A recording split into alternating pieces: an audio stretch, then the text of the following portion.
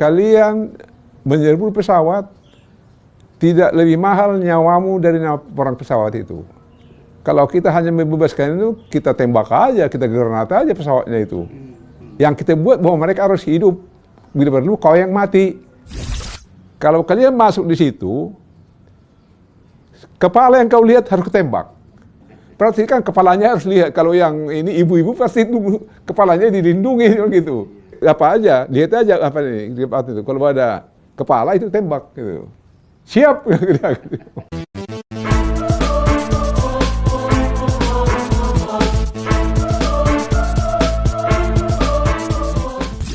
Tentara rakyat, tentara pejuang, tentara nasional, tentara profesional. Salam prajurit, salam merah putih. Salam prajurit, salam merah putih juga. Baik.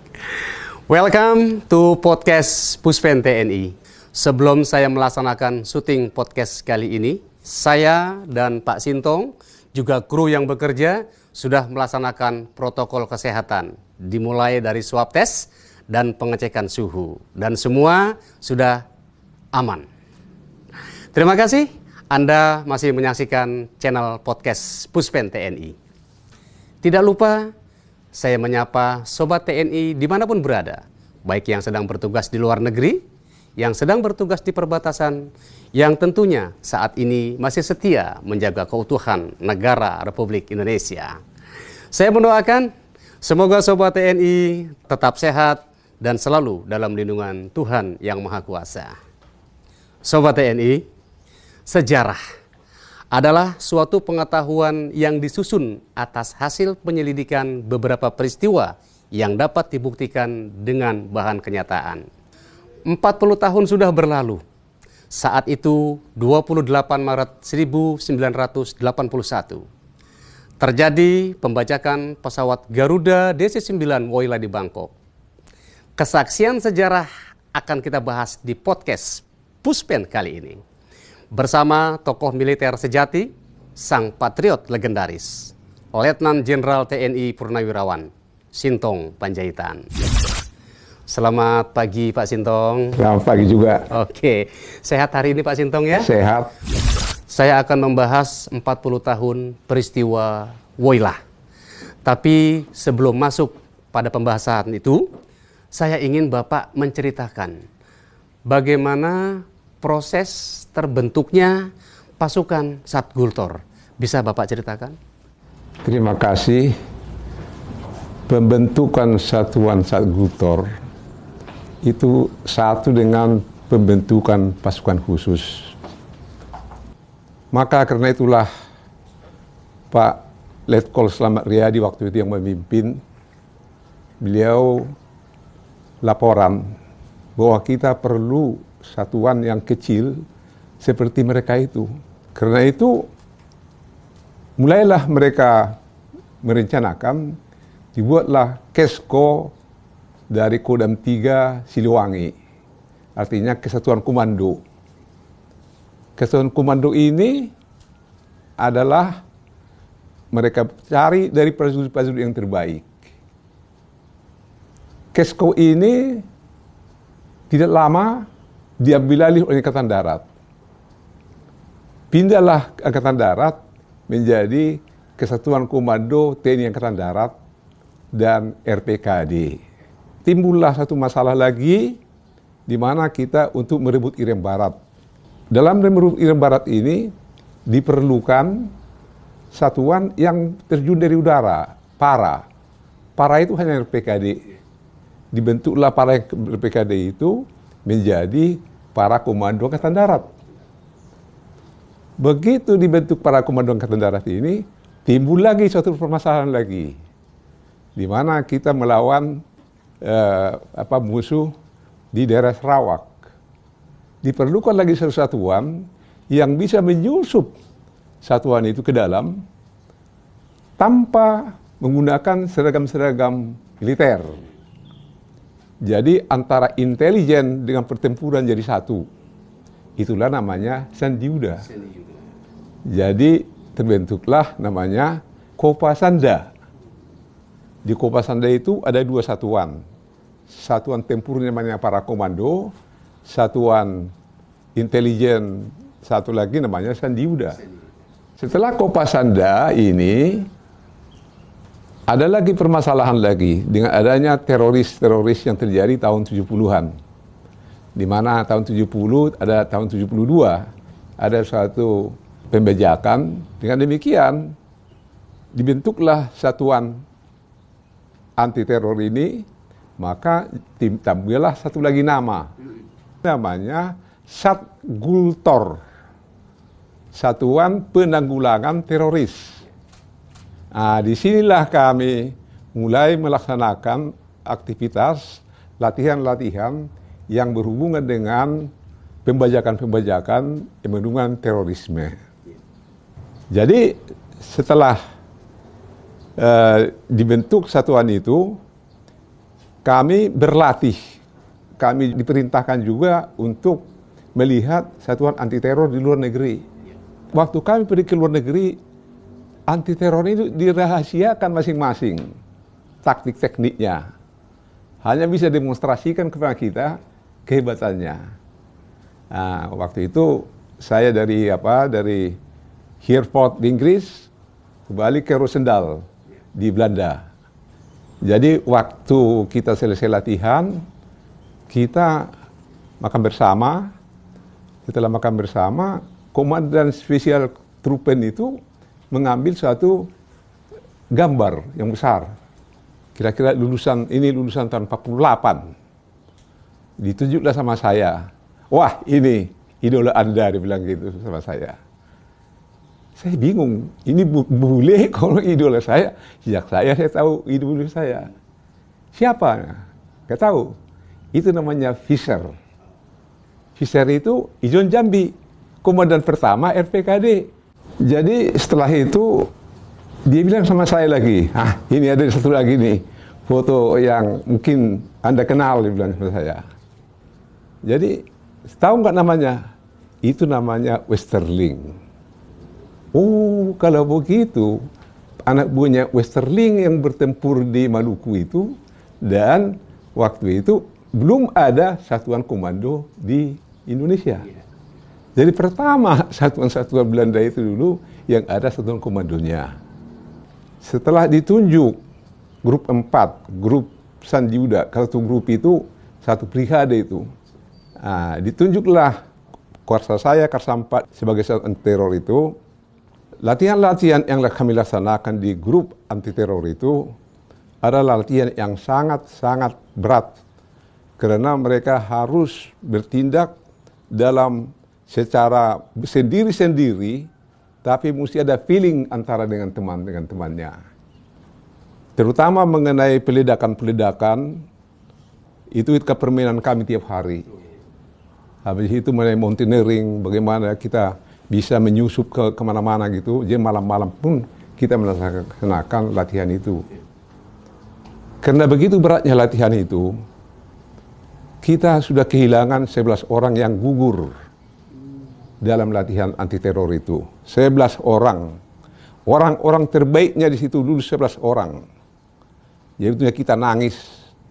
Yang lulus orang ini termasuk ajudan saya, namanya Miskar. Dia juga lain itu Miskar itu. Kita latihan demolisi di Kopassus. Ini dalam rangka tinjauan dari Kasat. Dalam demonstrasi di depan Kasat, itu Kasat Amir Muhrod. Setelah diadakan persiapan untuk penembakan, saya melihat di sekeliling daerah itu, di mana direncanakan Kasat akan meninjau dari atas, supaya mereka aman. Kalau terjadi apa-apa, jangan kena mereka. Tempatnya Kasat itu masih banyak alang-alang, belum dipotong. Nah, setelah itu saya lihat, saya pergi. Karena saya agak marah ini, kenapa ini belum diselesaikan. Saya tinggalkan sedikit, tahu-tahu udah terjadi ledakan. Udah pada kena semua yang tim itu. Kita mengadakan penolongan, ambulans, segala macam itu. Jadi saya juga waktu itu aktif sekali ikut ngangkati mereka. Nah, waktu itu datanglah Pak Edi Sudrajat. Waktu saya mengangkat, ditangkap saya. Kau masuk ke ambulans, dia bilang sama saya. Loh, ada apa Pak, kamu masuk ke ambulans? Lihat dulu perutmu itu. Saya lihat, loh kok itu ada darah banyak. Sehingga di rumah pun, Pak Sintong kena gitu. Tapi untunglah bahwa saya punya waktu kepada PDL. Jadi pakai kopel rim. Kopel rim itu karena ada besinya di situ. Kena masuk besinya itu, kena di perut saya, hanya merobek sebagian, tapi tidak kena masuk ke dalam semua. Hanya darahnya yang banyak. Sehingga saya masuk RSPAD, hanya sebentar, nggak sampai 1 hari. Dia katakan, oke saya mau pulang aja dok, kalau nggak masuk semua. Oke lah, boleh, jadi pulanglah saya. Jadi setelah satuan laboratorium ini berdiri, baru kita mengadakan operasi di Don Muang. Tapi sebelumnya, pada saat itu juga, karena kita udah tua setelah operasi di Don Muang itu, diberikanlah suatu peninjauan bahwa perlu membuat satuan anti teror yang lebih mantap. Yang lebih kuat, lebih mantap. Nah, itulah lahirnya Den 81. Jadi Den 81 itu adalah bukan yang pertama. Yang pertama Satgultor tahun 72, tahun 81 barulah lahir detasemen anti teror Kopassus. Baik Pak Sintong, setelah saya mendengar cerita Bapak yang begitu menakjubkan terkait terbentuknya pasukan Satgultor. Kali ini mari kita masuk pada segmen 40 tahun peristiwa Woyla. Pak Sintong, bisa Bapak ceritakan pada saat peristiwa Woyla terjadi tanggal 28 Maret 1981 yang pastinya sudah 40 tahun yang lalu. Ya. Saya ingin mendengar cerita dari Pak Sintong. Pada saat itu Pak Sintong mendapat informasi dari mana, dan ketika Pak Sintong ditugaskan, Pak Sintong sebagai apa? Silakan. Pada saat ada pembajakan tahun 81 itu, pertama-tama saya diminta oleh piket untuk ke ruang komunikasi. Dulu kan gak ada HP, gak ada ini. Nah, jadi main radio semua. Saya udah kira-kira jam 4, serasa itu jam 3, jam 4. Yang bicara adalah Jenderal Yogi dan Jen. Kamu kan udah sehat? Udah Pak. Jadi gimana? Kamu kakimu di mana? Lari aja udah bisa Pak, sebenarnya gitu. Ketawa dia. Oke, sekarang kau ditunjuk untuk memimpin operasi pembebasan tentara, tapi kita nggak tahu di mana. Setelah itu saya berpikir untuk menyiapkan pasukan. Pasukan tidak ada, anak buah saya juga pada tugas waktu itu adalah latihan gabungan ABRI, Datgab. Jadi semua berada di Ambon. Saya cari nama-nama yang saya tulis nama-nama yang saya butuhkan. Setelah itu terus dibuat apel luar biasa. Sekarang saya minta siapa yang mau ikut saya gitu. Jadi saya cari satu-satu. Udah dapat saya 3. Jadi intinya sudah saya punya. Kalau anti teror itu yang masuk ke pesawat itu hanya 3 orang itu aja. Jadi yang lain itu masuk membantu tangga apa semua gitu, koordinasi semua. Habis itu di belakangnya itu adalah penjinak bom segala macam itu. Tapi yang pertama itu bertempur itu yang 3 orang itu. Jadi setelah itu dibentuklah tim itu. Kira-kira waktu saya kumpulnya ada 70-80 mungkin itu. Diambillah 30 orang. Setelah saya ambil 30 orang, saya mulai kita ini latihan. Pertama, kita hubungi Garuda. Siapkan 1 Garuda untuk kami latihan untuk penyerbuan di Garuda itu. Sorenya itu udah berangkat ke sana. Setelah itu, barulah kita mengadakan persiapan-persiapan. Artinya, kalau kita masuk ke pesawat Garuda yang sedang keadaan darurat seperti itu harus dipanjat dengan tangga. Nah, jadi untuk itu karena ini ada malam hari atau gelap, jadi nanti ada orang yang belajar 3 orang itu untuk membawa tangga dan meletakkan di tempat yang sesuai dengan keadaan pesawat itu. Diukur dulu di situ. Baru di situ buat tangganya pun baru waktu itu. Sebenarnya untuk masuk pesawat itu gampang. Semua pesawat bisa dibuka dari luar. Karena apa? Kalau keadaan darurat, itu pintu-pintu pesawat itu bisa dibuka dengan langsung terbuka semua itu.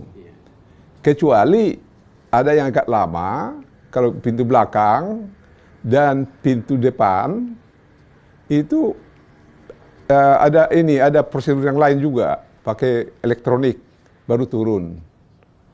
Setelah kita latihan semua itu, tangganya itu dibuat, latihan lah. Jadi yang tangga-tangga yang masing-masing. Hanya untuk bagaimana meletakkan itu aja. Jadi di belakangnya itu ada orang yang untuk masuk ke atas, membuka pintu dan menarik pintu, dengan dia juga jatuh. Jadi yang di belakangnya itu naik untuk menembak. Jadi orang intinya itu ke nomor 2 dia. Habis itu cadangan ini nomor 3. Itu untuk pintu depan. Kalau di pintu tengah itu di jendela darurat itu, pintu darurat itu ada pakai tangganya lain lagi. Masuk lagi, 1 orang membuka, 1 orang menembak. Nah, itu. Sekarang kirang pintu belakang dia harus menekan tombol dan turun. Kita koordinasikanlah 3-tiganya ini. Jadi kita koordinasikan, saya udah pikir bahwa ya pertama harus depan dulu. Karena depan itu di situ ini tempat yang kosong.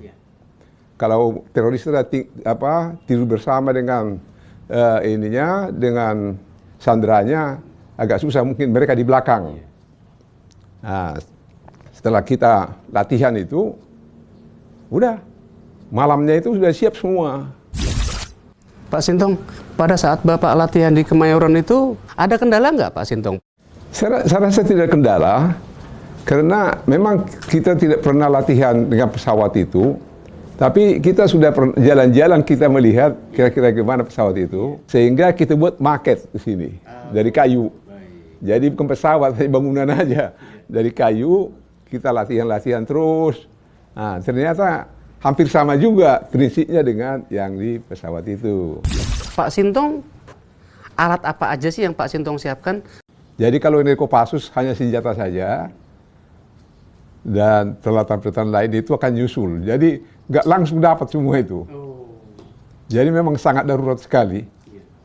Pak Beni tanya sama saya, mana perlengkapanmu, mana senjatamu? Saya tunjukkan M16 A1.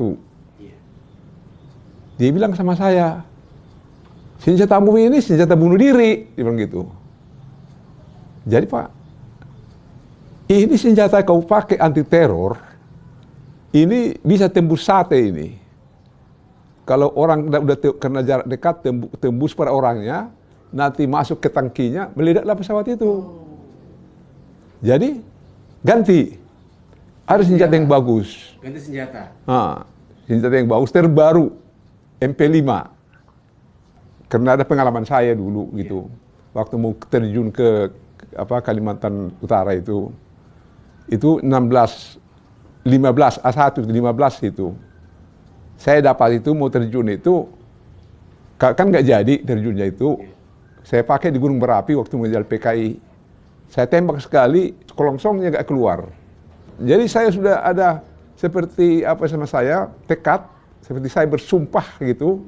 Saya tidak akan pernah membawa pasukan saya sebelum mereka itu udah biasa dengan senjata itu.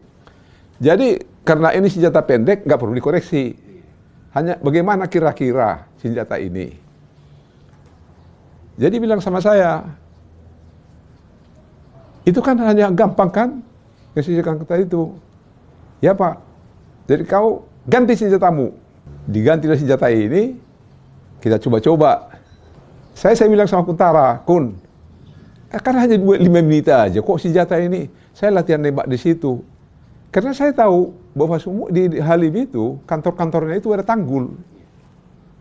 Saya ingat ada tanggul di situ. Jadi kita latihan nembak, tanggulnya itu aja, nembak ke tanggul aja. Supaya kita tahu bagaimana senjata ini. Kira-kira jam 8, semua masuk pesawat. Pak Beni langsung ke kokpit di pesawat itu. Saya dengar sudah start pesawatnya. Start mesin. Nah, ini berangkatlah ini. Jadi waktu saya duduk termenung saya, seperti saya sendirian gitu, dia jalan. Patak, apa yang kau pikirkan? Dia bilang gitu. Saya bilang, Pak, nggak ada Pak. Udah, apa? Senjata itu lagi, bilang gitu. Ya kalau Bapak kasih kesempatan saya pakai itu, marah dia. Kau takut? Dia bilang. Ya enggak Pak, kami siap. Dia balik kanan dia. Masuk ke apa itu tempatnya itu. Pesawat itu jadi gitu, mati. Mesin berhenti. Udah keluar kau. Bawa anak buahmu itu latihan seperti keinginanmu itu gitu. Wah, senang sekali saya. Keluarlah kita semua. Udah keluar kita semua. Mulailah kita semua berbaris itu semua. Pokoknya asal kita baca bagaimana enaknya senjata ini. Mulailah kita uji senjata itu. Jadi seperti prosedur biasa, satuan, tanggung di depan, ini tembak. Tek, satu pun gak ada yang meledak. Pelurunya gak ada yang meledak satu pun? Semua senjata ini gak meledak. Wah, saya terus mulai agak ini saya. Jadi saya kembali lapor Pak Beni, udah selesai latihan, sudah Pak. Hasilnya gimana? Gak bisa dipakai Pak. Gak ada senjata meledak, pelurunya gak ada meledak satu pun gitu. Terus dia, seperti dipikirkan, terus Kuntara, itu Kuntara kata saya itu. Kau pergi ke Suharjo, kantornya itu. Kau ke Suharjo, ambil peti yang ada di situ, peluru-pelurunya ini, bawa ke sini semua. Jadi setelah Pak Kuntara melaksanakan perintah Pak Beni, dia dari kantornya Pak Beni membawa satu peti yang besar. Dalam peti itu saya lihat banyak peluru, hampir setengah peti itu ada peluru. Jadi karena ini adalah peluru yang paling lunak ini, kecepatannya itu tidak terlalu besar. Sehingga kalau orang ditembak di depannya, di belakangnya nggak tembus. Dikasihlah peluru baru sama kita berangkat lagi. Kita berangkat, begitu nembak, aduh, memang itu senjatanya ini paling bagus. Semua, gimana kau? Siap Pak, hebat Pak, ini Pak, hebat ini. Nggak terasa ini udah. Jadi suaranya pun nggak terlalu kuat. Jadi udah siap semua, siap, udah. Berangkatlah kami dengan peluru yang baru itu. Jadi Pak Beni tanya sama saya, Tong udah mana? Waduh hebat Pak peluru ini Pak. Bapak hebat Pak itu. Ini saya ceritakan sama dia. Anak-anak itu begitu senang sama dia. Udahlah berangkatlah kita. Berangkatlah kami. Kemudian personil berapa orang yang Bapak bawa saat itu? Sebetulnya begini mengenai personil saya. Personil ini sebetulnya di sana jadi banyak sekali personil itu. Tapi kalau personil inti itu hanya sedikit. Berapa itu Pak? Itu paling-paling hanya 17-18 itu. Ada personil pendukung, ada personil untuk membuat laporan. Kalau kami nanti semua dalam operasi ini, mesti ada orang yang memberikan laporan, yang ikut sama kami, tapi tidak ikut dalam operasi itu. Contohnya Pak Subagio. Jadi karena Pak Subagio itu letaknya saya buat di kira-kira 100 meter dari pesawat itu. Karena kita kan akan masuk ke pesawat itu nanti sampai 2 km dari belakang dulu. Jadi saya pikir-pikir lagi, ya siapa tahu nanti pesawatnya bergerak, kau bisa nembak bannya. Jadi dengan 3 anggotanya. Pak Sintong, sebelum Bapak menuju pada sasaran pesawat di Bangkok, apa yang Bapak ketahui tentang latar belakang para pembajak? Ya, bahwa para pembajak ini adalah termasuk kelompok Imran dari Komando Jihad. Jadi mereka sudah mampu mengadakan serbuan kepada pos polisi di Bandung, di Cicendo. Kita pelajari bahwa mereka itu sangat-sangat militan, sangat berani. Jadi inilah yang saya tahu, jumlahnya 5 orang. Jadi sebetulnya nanti akan saya ceritakan nanti, saya senang itu militan beraninya itu. Karena itu perlu untuk saya di dalam nanti untuk memperhitungkan untuk melawan mereka. Nah, itu latar belakangnya, dan tuntutannya adalah untuk membebaskan teman-temannya, termasuk yang inti dan 4 orang. Dan juga mereka minta tebusan $1,5 juta. Itu aja.